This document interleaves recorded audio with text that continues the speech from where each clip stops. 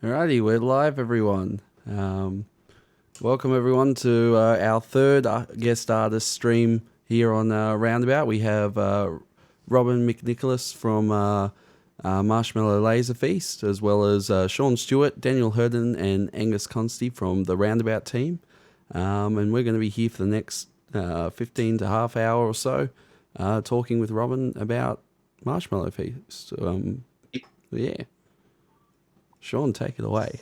So, so to cue it up a tiny bit, Robin is the founder and sort of lead designer, impresario, creative person at Marshmallow Laser Feast, which last year, for instance, Forbes awarded their best XR experience of the year to MLF's We Live in an Ocean of Air. I can say personally that I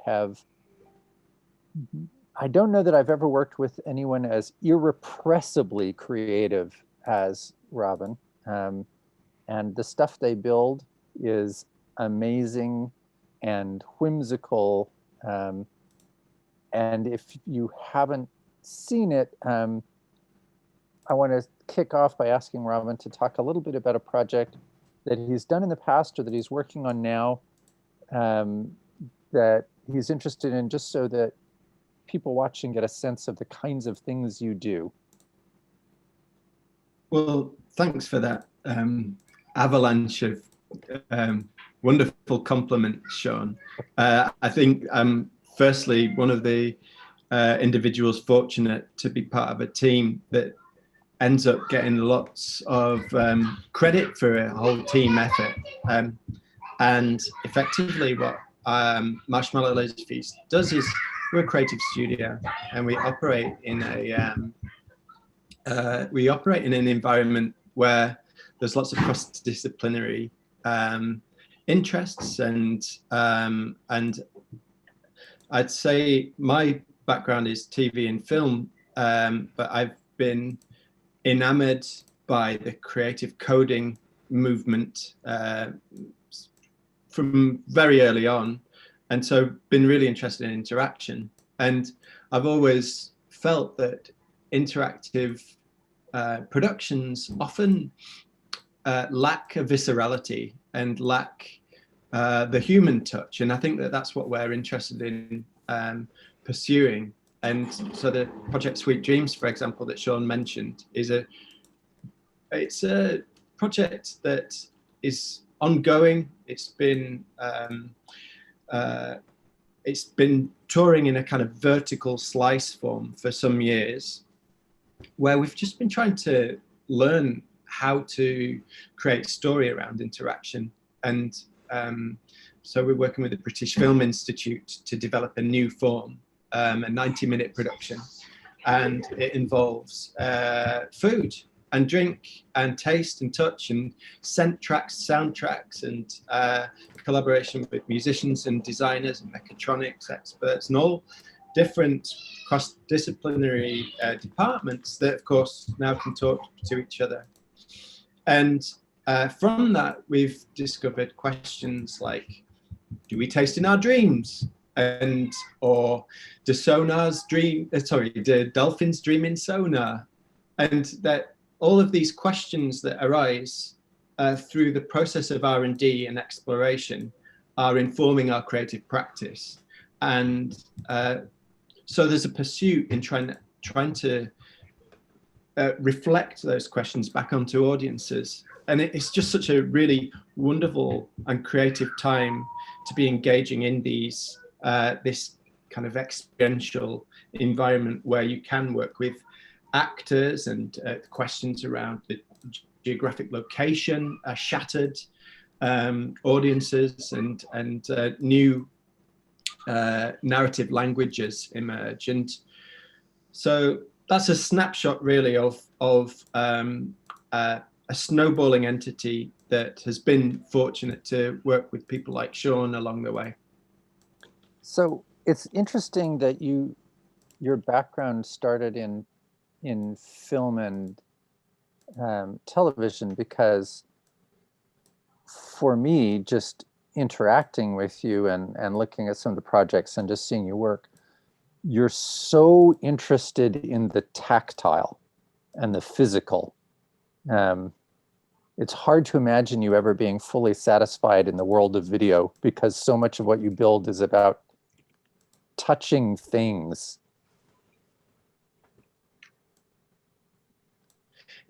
It is, and I think that is effectively, in a multi-sensory context, I love the creative challenge of working with a scriptwriter and saying, well, great, you've got a compelling 3 acts there, but how do we tell this without any imagery? Or how do we, it's really nice brain fodder, you know, and it's nice to try and pull the rug on your counterparts and, you know, add spice to existence. You know, we live in a media saturated environment, but it's ironic that really through economic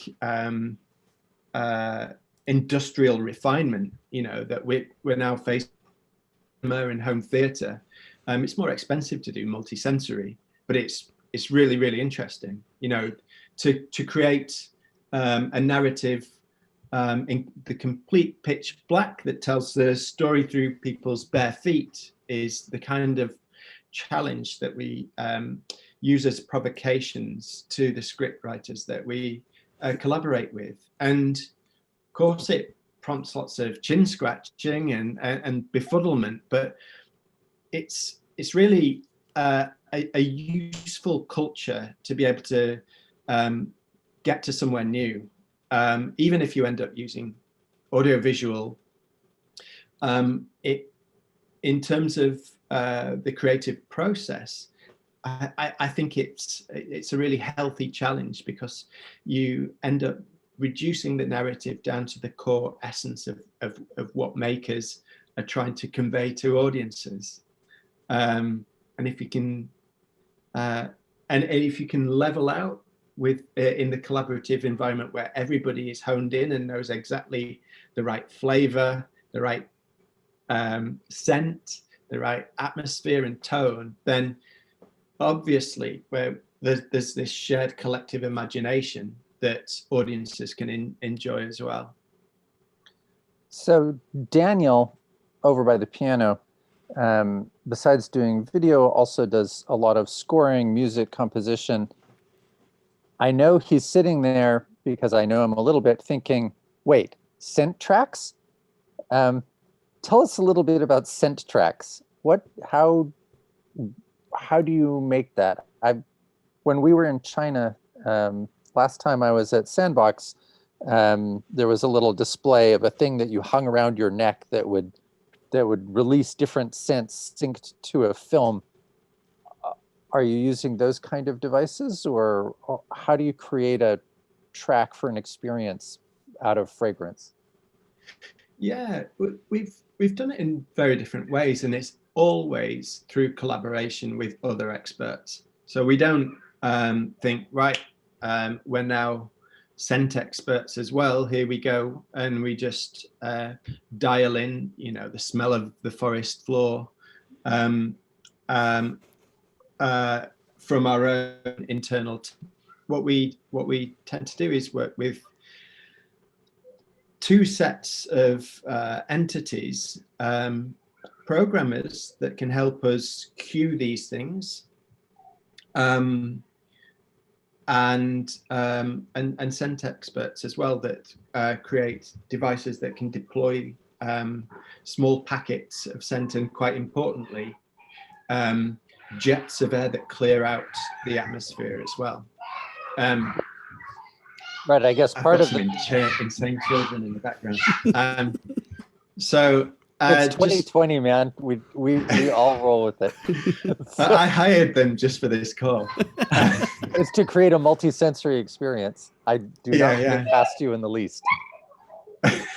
Well, no, but to kind of drill a bit deeper into the scent, what we've done in the past is with VR headsets, we've had a project Tree Hugger, very simple construct. We have a a giant huggable tree, and 4 people at a time put headsets on and hug it. And as they hug this tree, they're taken up to the canopy of a giant sequoia. And in that case, we had a small device on the headset as well, and there was like a USB cable you can plug in. And on the forest floor, we could smell slight mushroomy fragrances, and it was very musty. Midway up, we got sapwood, and in the canopy, we had this real sense of another more atmospheric and piney smell. And the way that we deployed that was through these little micro jets. And like I mentioned, a lot of the time it was about timing. It was about deploying a scent tuned just right, because kids, of course, are more sensitive than, say, a 50-year-old person who's been smoking all their life. And so there's sensitivity like that we have to account for. But then on another project, we've thought, well, it's really expensive and faffy to have these on board. Can we distribute them into the ceiling? So we've had rigs of other scent deployment with fans and things like that. But it's not really about the technology. It's about how we can tune it and what positive effects and additional effects we can have on an audience at a given moment in time. And really, it comes down to the amazing capacity for human beings to determine artifice. I think that was the biggest issue we had. It like, are people just smelling magic trees here, or is this an authentic aroma that we're deploying this, putting people in and immersing people further, as opposed to it like being an ejector seat? Because as soon as the level of authenticity is eroded, well, the suspension of disbelief is also brittle and falls apart, and it's like an ejector seat. And so the immersive element becomes the element that starts wearing and used in the wrong way. That no one wants an ejector seat. You want to maintain the suspension of disbelief. That's fascinating, and I totally see what you're saying. It's easy to imagine how that would work. I was going to mention, you don't know it, but you've had an influence on the play these guys are working on. There is a moment in which the audience can deliver a certain message to the characters on screen, but they do it, the message is collected from the chat channel, but then inscribed on Pop-Tarts, which pop up unexpectedly in the middle of the scene. And I wonder if you recognize your signature with the sudden unexpected emergence of, we lost Robin. We'll see if we get him back. We'll see if he. Yes, Robin is responsible for the Pop-Tarts. Not directly, but just we were making a show in which exploring consumer electronics in the middle of a woodland setting, which did unexpected things and talked to you, is a very Robin thing. So I think was certainly in my mind when I was writing that bit. I bet Luke is on his way to have words with Robin at the moment. Do you see what I mean about those guys never stop thinking. Yeah. Before we came on the air for the audience, they were talking about a virtual experience in which you pump up an inflatable human that gets passed over to an actor with dialogue, but in the rhythm of your bicycle pumping. And they'll be working on multiple projects like that. So they're such interesting people to collaborate with, and they're constantly pushing to make the experiences sort of wonderfully tactile and visceral. And I'm hoping if we can get him back, I wanted to ask a question not unlike the one we asked of Steve, which is, for you guys, if we're just starting out and we don't necessarily have access to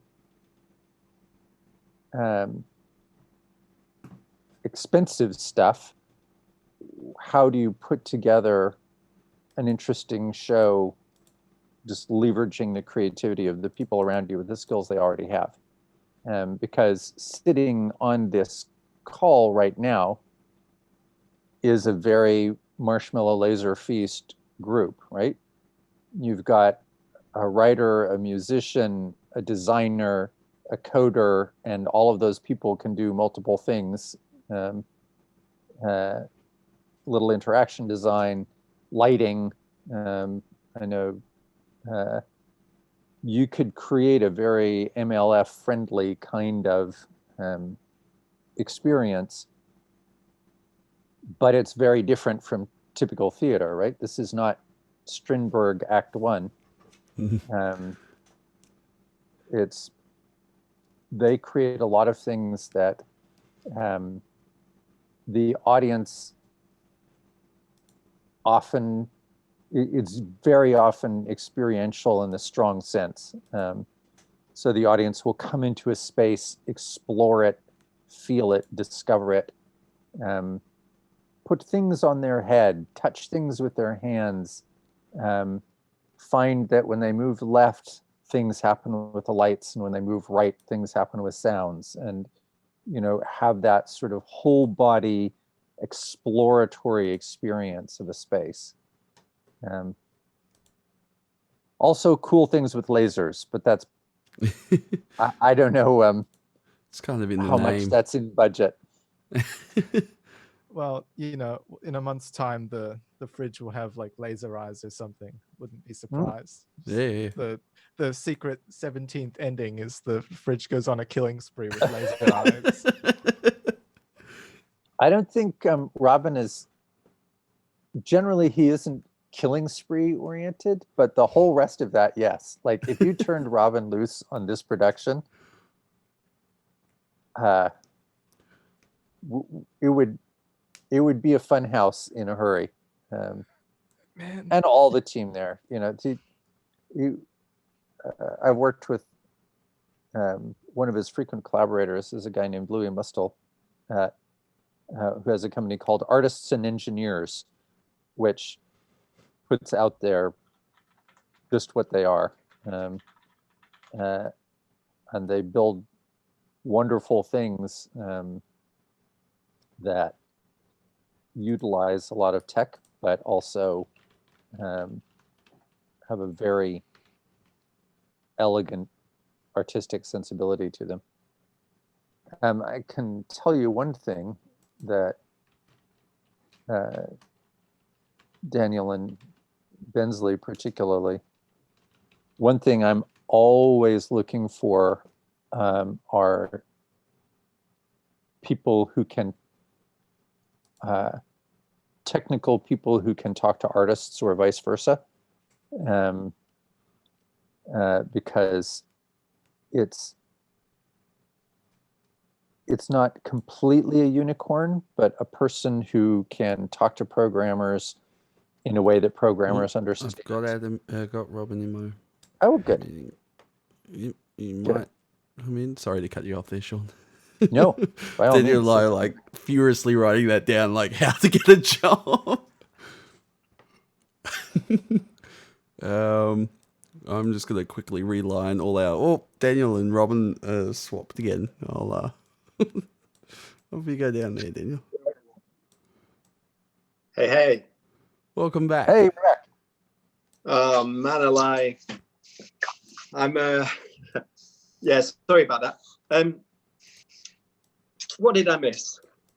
I was just starting to say that the show we're working on right now, these guys are all on, my little sort of interactive farce has a moment in it in which the audience gets to come up with a phrase that will be delivered in the middle of the action to the actors. And the phrase gets delivered. It's actually burned into some Pop-Tarts, which come popping out of a toaster. And the characters are like, why are these Pop-Tarts in the middle of the scene? And why do they have words on them? And what do these words mean?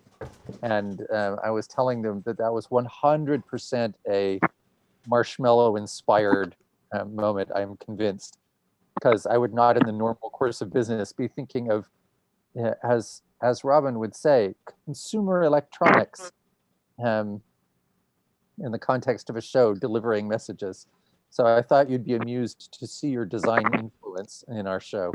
Well, I mean, it's magnificent. What I love about the prospect of Pop-Tarts is that it is a really, an especially multi-sensory experience in that they are deadly when super hot, and the textures are really evocative as well. You know, there's like this delicate outside, but this like gooey core in.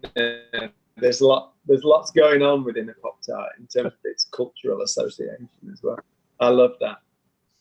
And I think that's it. I think that anything that you can draw on that evokes feeling, you know, if you think of the, like Fellini's films are packed flush with just textural information that obviously comes through our eyes and ears, but it transports people to a space. And I think that that is the kind of core interest, really. So let me ask you a question perhaps relevant to this audience and these guys, and then maybe I'll step aside after that and see if they have any questions they want to ask. But they're just about to leave a prestigious theatrical academy and head out into the world. And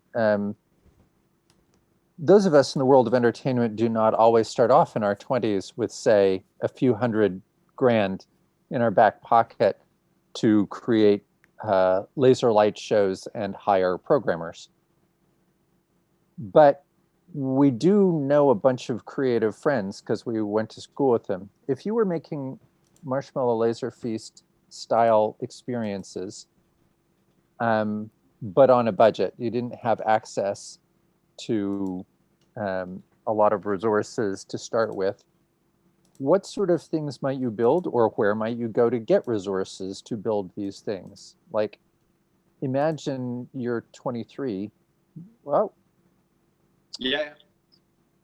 How would you go about making the kind of stuff you make now?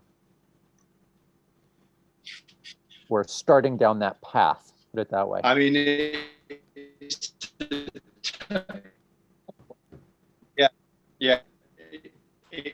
it's a tough one. In that nowadays you've got there's lots of pros and cons. The pros are that there's never been a better time to be a self-publishing entity. You know, we've talked about Twitch, but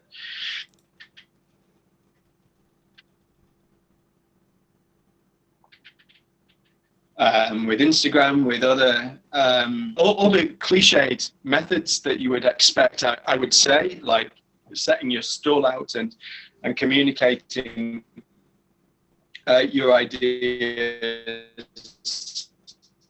kind of punk style, you know, on your own, get out there and share your ideas. There's a major platform there.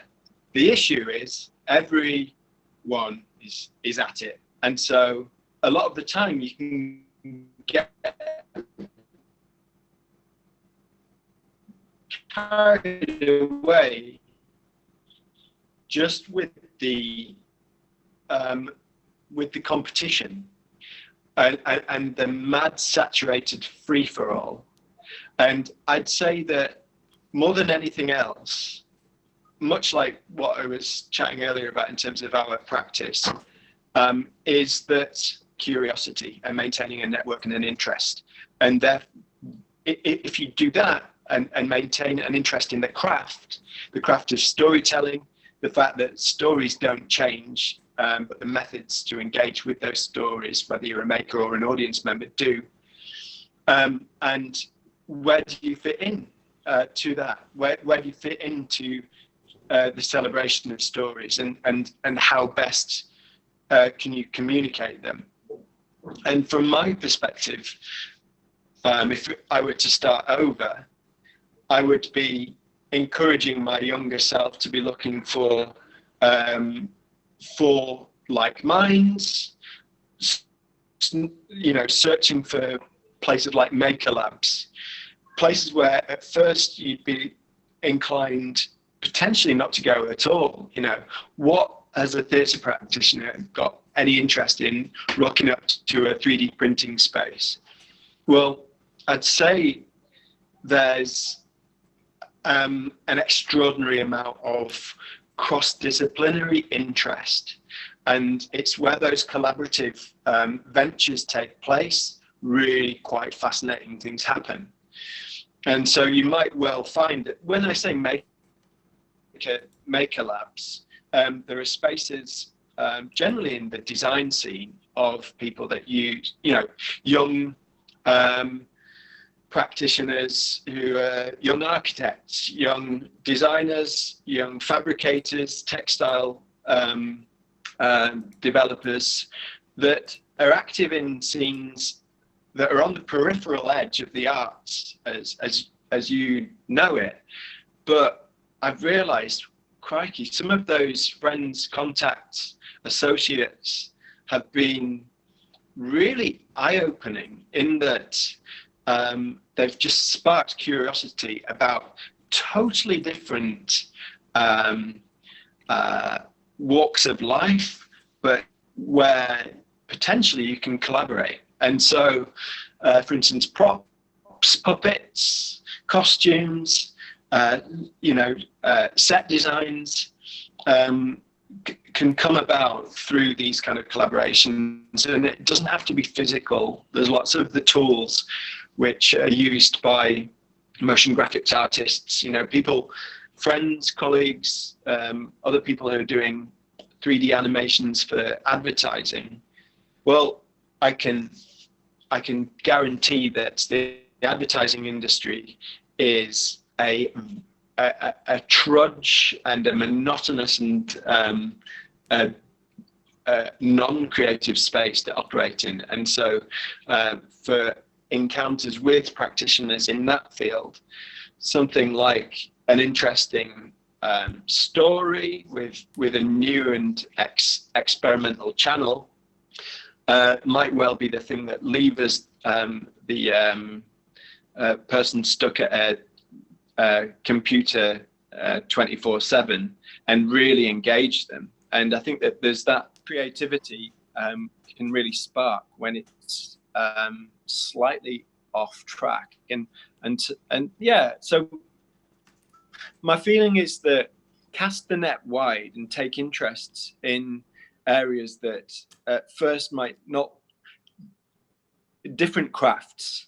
And I think that dialogue between those different disciplines, and different technologies can be reappropriated and tuned, and effectively that same energy and enthusiasm that comes from other cross-disciplinary departments can supercharge a production as well, and provide new language, new ways of telling stories.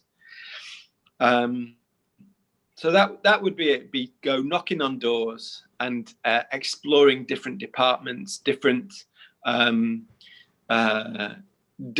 social groups, and that would be food for more curiosity. It's a really interesting point that you make. Last year, I went to something called the Immersive Design Summit, And I spent a lot of time talking to creators in their 20s and 30s because I have been almost literally kind of grandfathered into this scene. Like, I'm a guy who reads Henry James for fun and started writing on a very old media platform. But I happen to have fallen into this world of immersive. But I was really interested in what people are doing who have only ever known a world with Facebook in it, and who have only ever known this sort of digital world.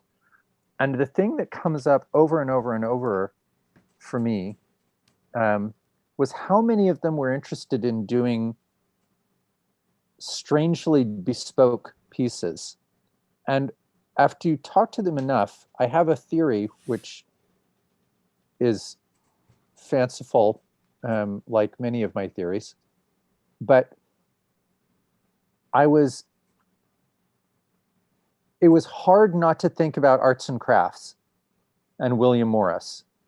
You know, arts and crafts developed as a reaction in part against the industrialization and the mass production of things that made everything good for everyone. Like, by the way, everybody gets decent plates, win.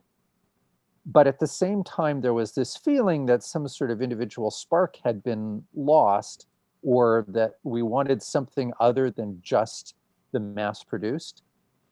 And these people who have grown up in a world in which there's a gap in the mall, whether you're in Singapore or Swaziland, there are so many elements of the culture that are multiplied. You know, like when we were in China, right? They fed us from KFC.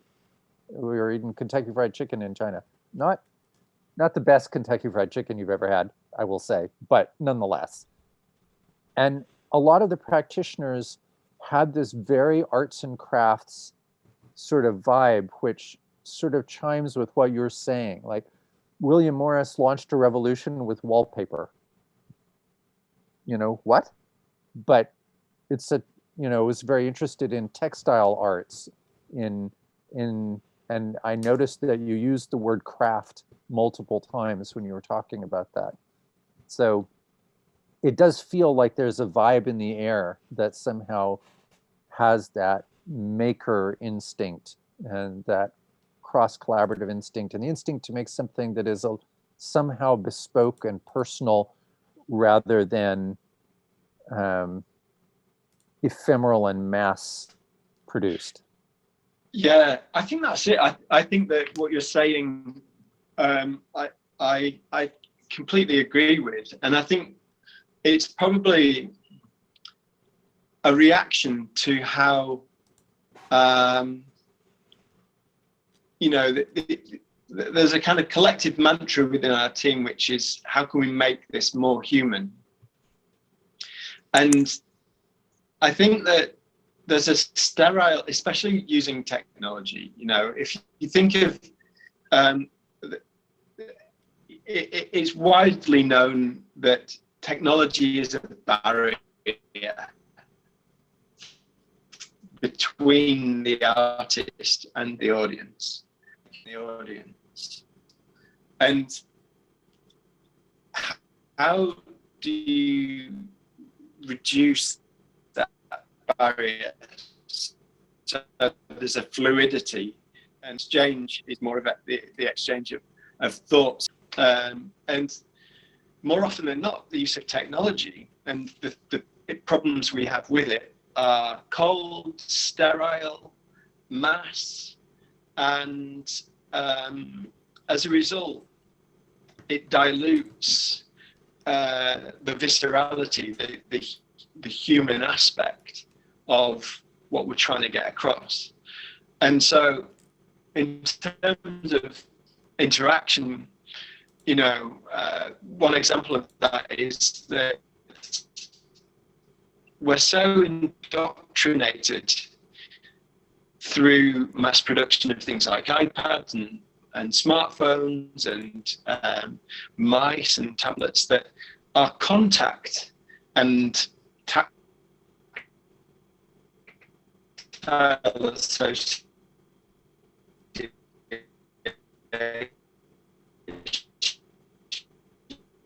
Oh, we lost the last sentence there. You're breaking up a bit. If the sound returns, maybe pick it up at. Through metal and glass. And and so there's interesting exploration fields effectively. Phone a shake.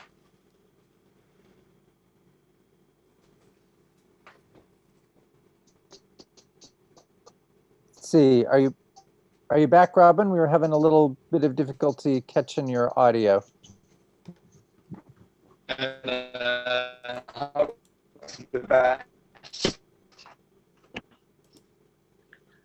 And any better? Can you hear me now? Oh, that is a little better. I am back. Yay! Can you hear me? Yep. Oh, it is? Okay. It is I was talking about our associations with interactive things by touching glass, touching steel, touching plastic, and it's quite sterile and mechanical and robotic, and anything that we can do to subvert that I find really interesting. And so conversations about wearable interfaces. A friend of ours is exploring stories through wearable devices. And, you know, how does the story or t-shirt and what stories can you say, and what's the right way to tell stories like that? It sounds preposterous, but there's meaningful interactions and engagement that can be explored within these as technologies become softer and more malleable. But I think within the studio we have a mantra of how can we make things more human, and going back to the point viscerality, I think that I'd encourage you, if you're engaging with Twitch, for example, to firstly master Twitch, get to know it inside out, get to know the quirks, the the first step is to understand the mechanics of it, so you can then subvert it and then play with it appropriately. And for me, I think that it's a really exciting prospect, especially because you can have live video feeds. And I think I'd love to hear more about your narrative setup. It sounds really fascinating in terms of the arrangement of characters and where these characters exist and what time and space they live in. Yeah, it's a fun thing to be part of, just because well, here's my little pet screed about theater in the 21st century. And then I'm going to see if Angus, Daniel, Bensley, I'm going to give you a break to jump in here. But another one of my fanciful notions is that cinema kicked theater's ass in the 20th century because cinema is scalable. You make the show once and you show it to 1 million people. In the 21st century, you and I are probably both somewhat committed to the idea that interaction is going to be a defining characteristic increasingly of entertainment and art. And a live actor can interact easily. Making a piece of cinema that interacts is extraordinarily difficult and expensive. It can be done through a sort of clunky choose your own adventure. Like, if you've got $8 million to spend to make an episode of Bandersnatch, great, but you're basically working against everything that medium does to try to make that happen. whereas live actors have been improvising and responding to situations since we were all herding goats somewhere in Sicily.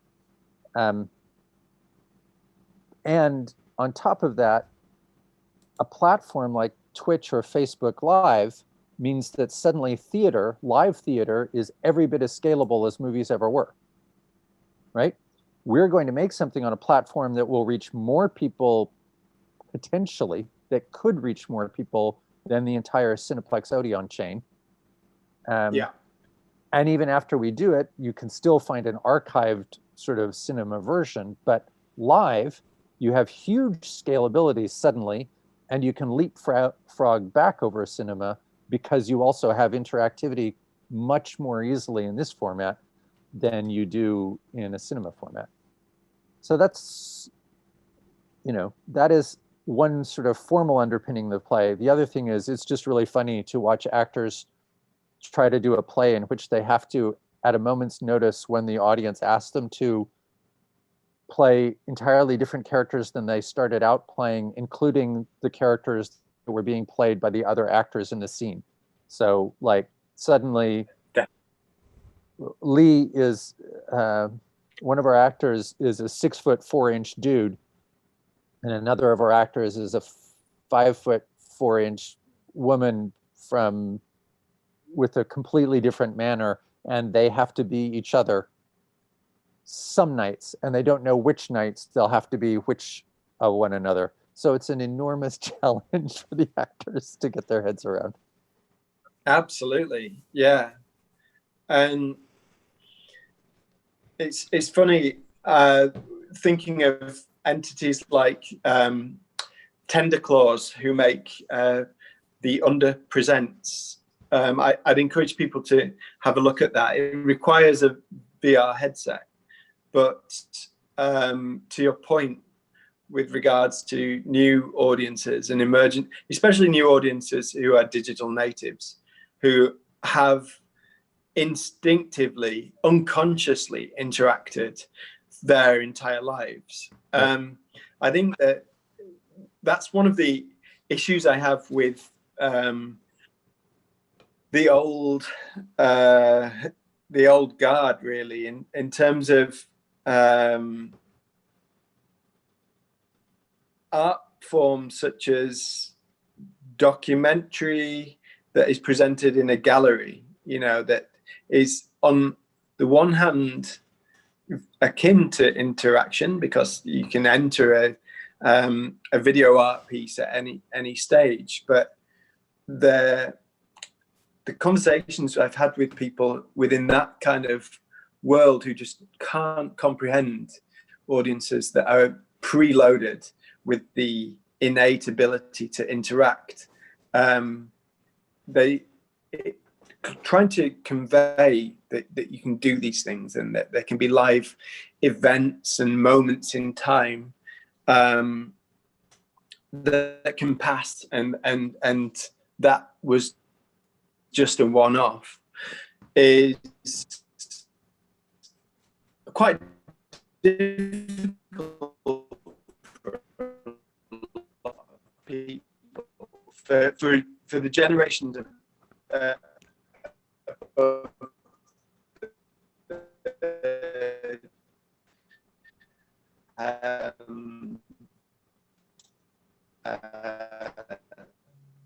the upcoming creative future that we have.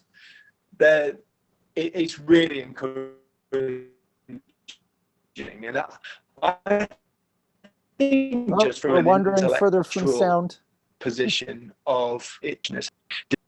I'm just talking about the way in which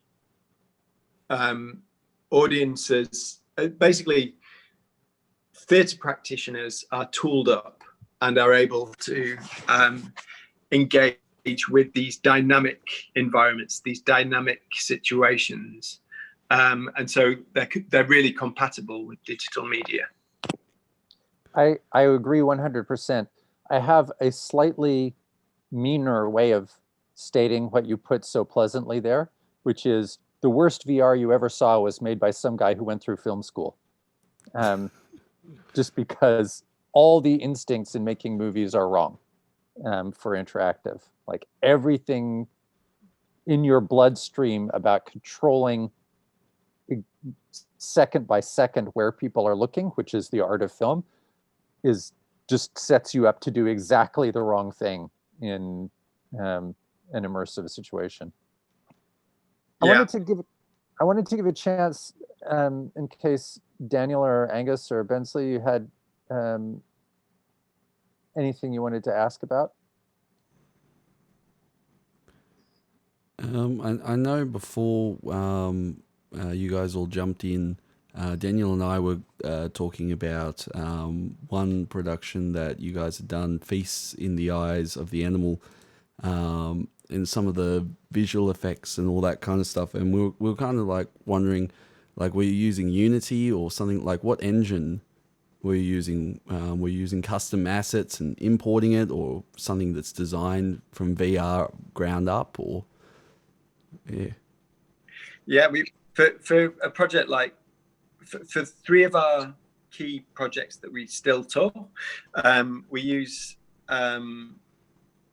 we've leaned on our network of makers from pre-VR, and so we used to work and still occasionally work with musicians and do big shows, visuals, things like that. And one of the live visual tools is called VVVV, which isn't a go-to VR authoring system. It is it's a node-based coding environment that allows you to effectively, in our case, deal with lots of LiDAR data effectively. So it's a really bespoke custom setup, and that has allowed us to use Scent and to have things like synchronized video running at the same time as the VR experiences.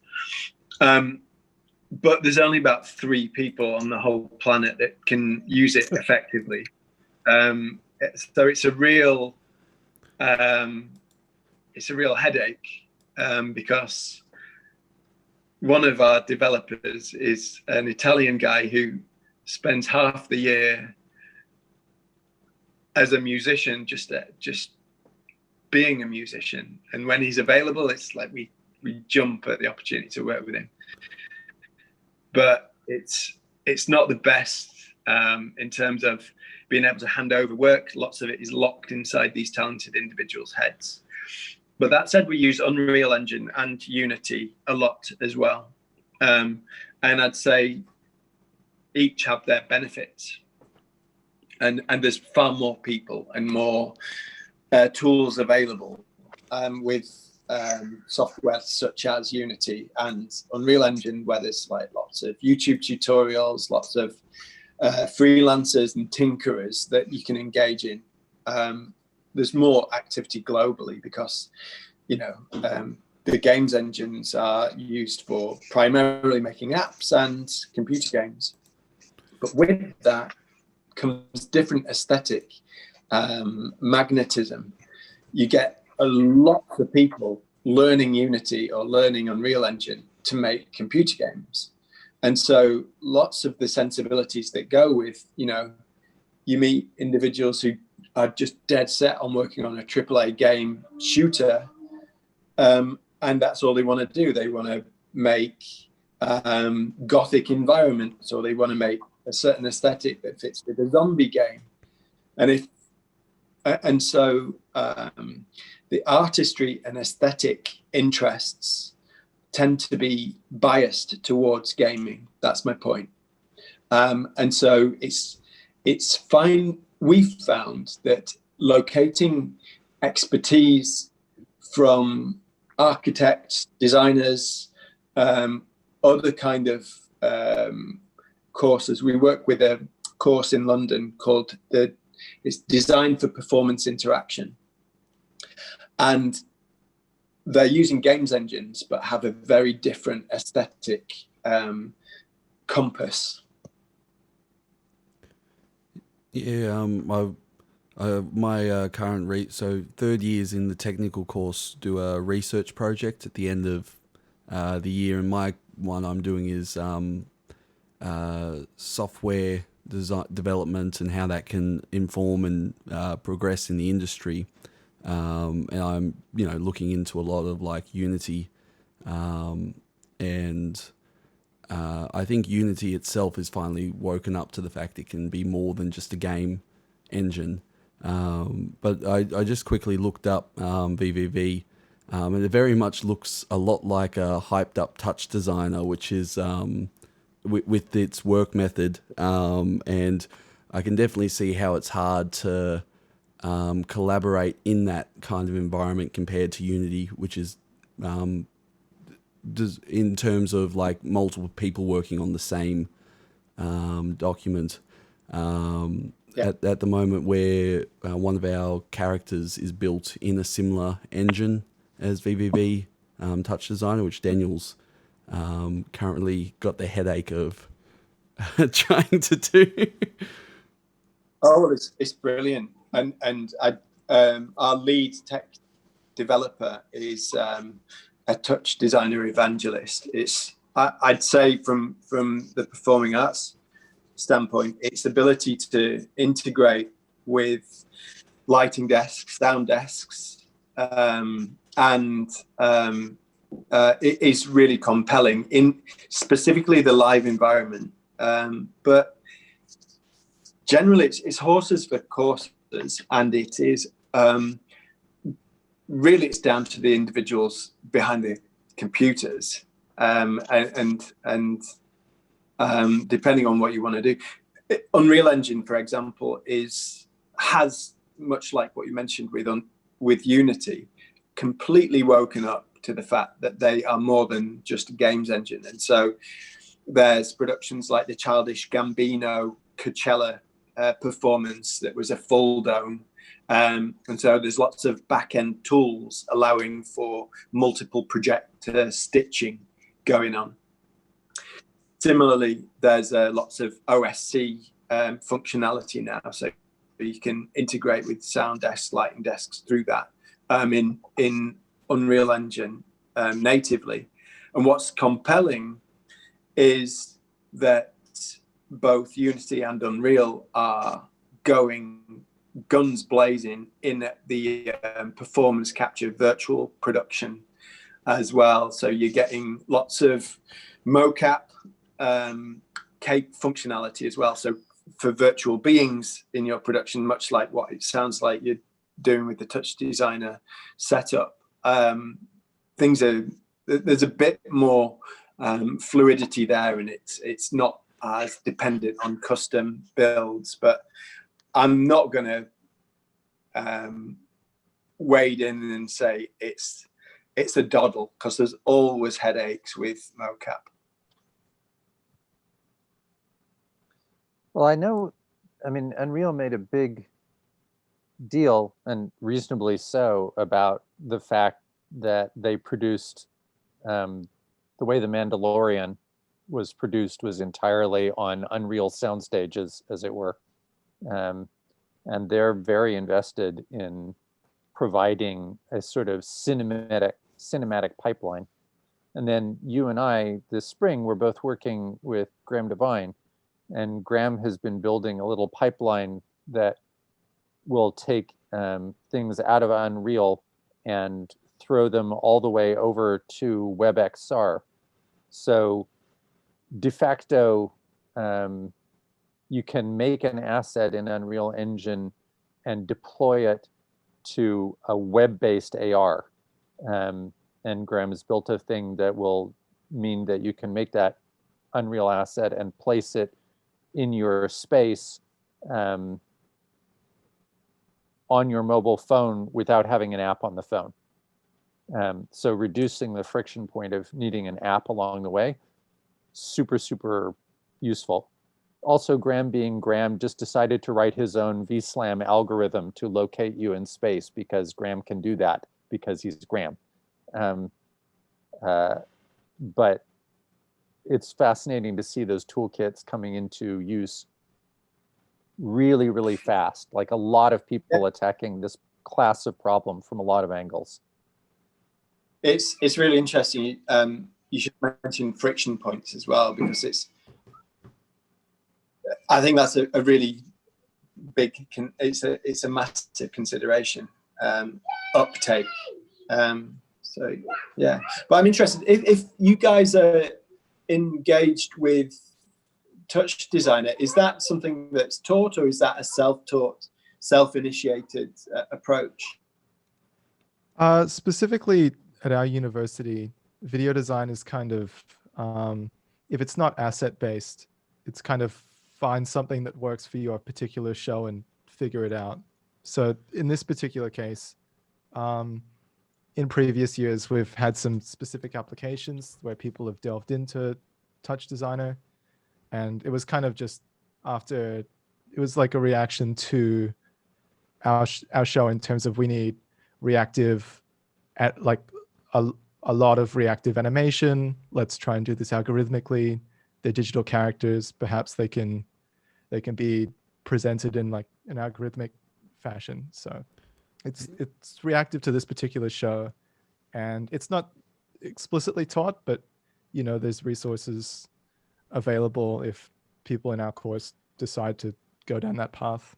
Yeah, video is kind of a relatively new additive to NIDA, as it is a theatre institution, you know, trying to catch up. But I guess it's not like not even just in video, and across all the courses. Like every production we're on, like Daniel and I, this will be our, I don't know, like 6th production in NIDA or something, you know, getting up that high. And every production you're on requires a different set of skills from us. So it's not uncommon for us to be like learning a new program on the run, because they just can't physically teach us, you know, Touch Designer in depth, and then also Resolume, and then, you know, Unity, or, you know, we kind of just get little tasters here and there, and then it's up to us to try and, you know, there's plenty of support. They bring in mentors and things like that if when we need it. But yeah, it's very production based. So our skill sets vary very much within the class. Well, from my position, having worked with Mike, our tech lead, it provides such a solid ground principle Touch Designer operates, and how data is made available, and the way in which different departments can communicate. I think is a really, I think it's a fantastic one to start with, and then migrate to effectively more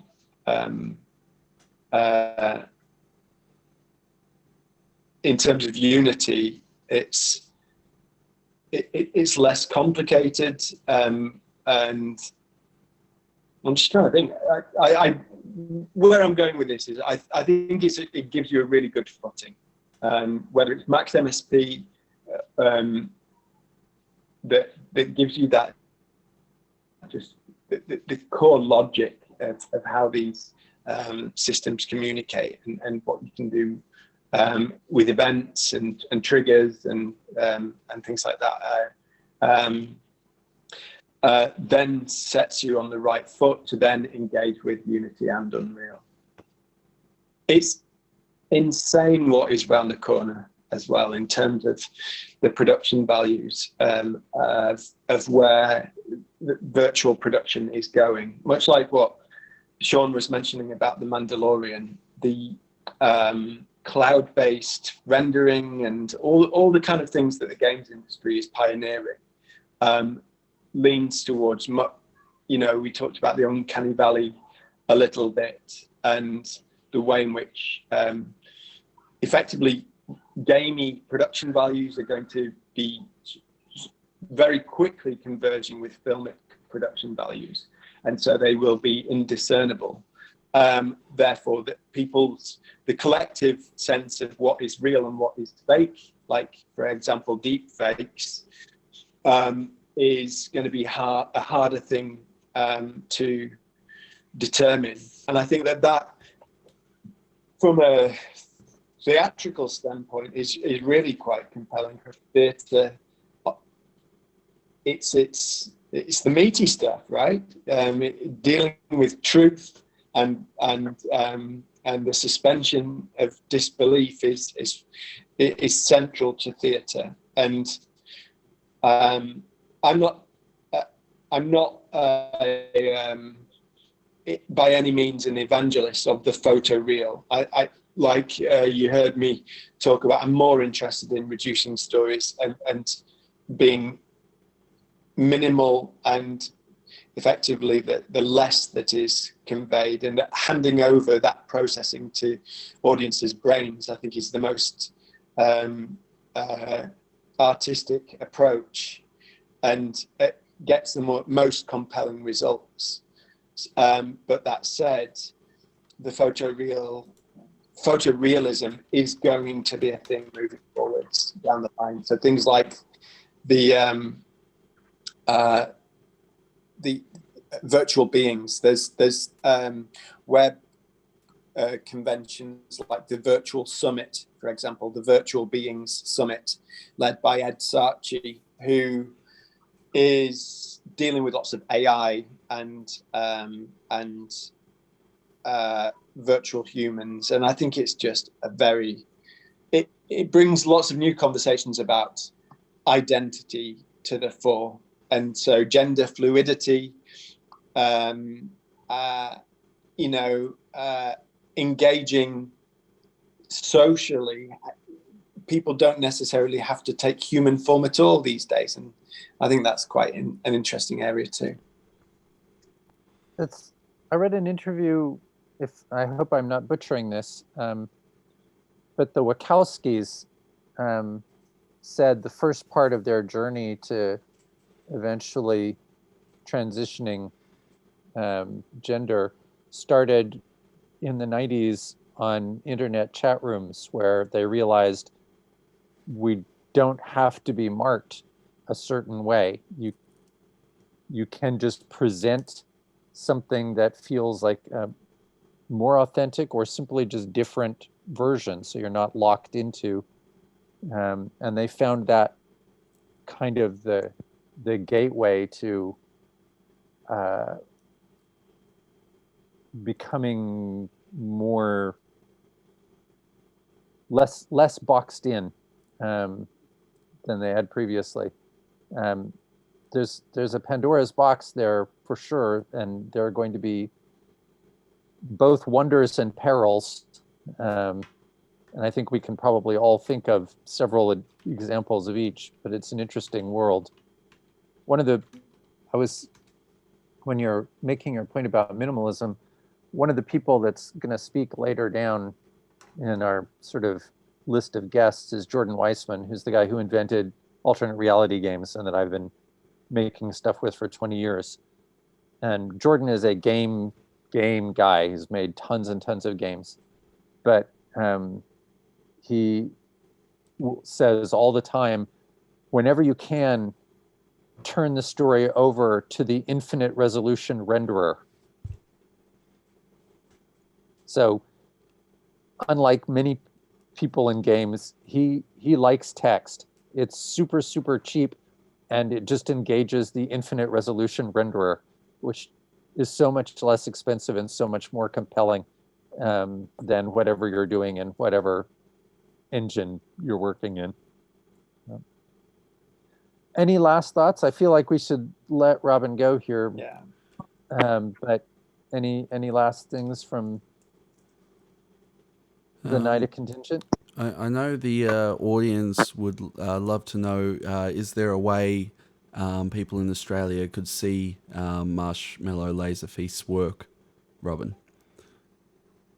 Well, those who are in Melbourne, potentially, we're chatting about to a cultural organisation there. And when things open up, we're hoping to tour a project that way. But best way to keep in touch with our activity is on Instagram, which is just Marshmallow Laser Feast. We're touring a couple of new works, and obviously the Sweet Dreams that I mentioned, it involves taste, is and the appetite. The whole focus is on our relationship with food. Is set to go live next year. But yeah, I'm really interested. So just reach out. I'm messages on Instagram or on Twitter. It's Marshmallow LF. And I guess unless anyone else has any other questions, wrap up on the question that I've now started asking in every stream. There seems to be a theme of creators loving D&D or Dungeons and Dragons. And I would love to know, was that something that you've played? Is it something you grew up on? And if so, are you into Dungeons and Dragons?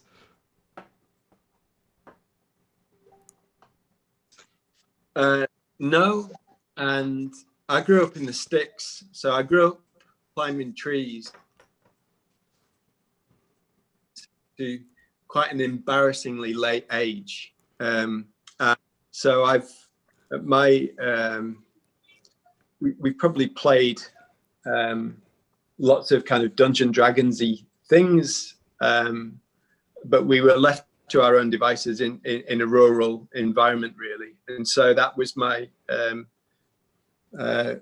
that's my background, really, in terms of growing up and having a forest and a river to play in. That was what kind of primed me. I had electricity and things like that there. But yeah, no, I'm not. No, we don't, in fact, play many games in terms of as an organization. Very few of us are kind of gamers. We're much more kind of arts. We have interests in arts and crafts mainly. So yeah, that's us. Well, I guess that means there's hope for me yet in the industry, because so far everyone else has said they've either grown up on D&D or are playing D&D now. But yeah, I guess we'll wrap up there. Thank you so much for joining us, Robin. It's been amazing talking to you. Daniel, Angus and I definitely have a lot of things to take away from this, as well as everyone else from NIDA who's been watching it. Thank you, Sean, for getting up so early to be with us. I know it was 5 a.m. when we hit live over there in America, and we've been watching the sunrise up in your window there. And also thank you to Daniel and Angus for joining us as well. And thank you to everyone for watching. We'll see you all tomorrow for some sort of fun time Friday event that's meant to be happening. I got a few questions about that one, but it should be good. And we have some more guests coming on next week, so watch the schedule for that. But until then, we'll see you all next time. See you, everyone. No. Thank you. Yeah. Bye, everyone.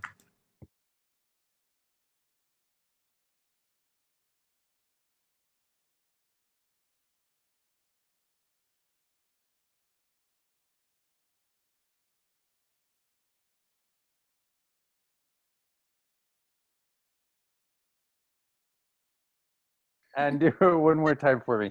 Oh, I take my jumper off. It's not helping. Omega switch pat. Install.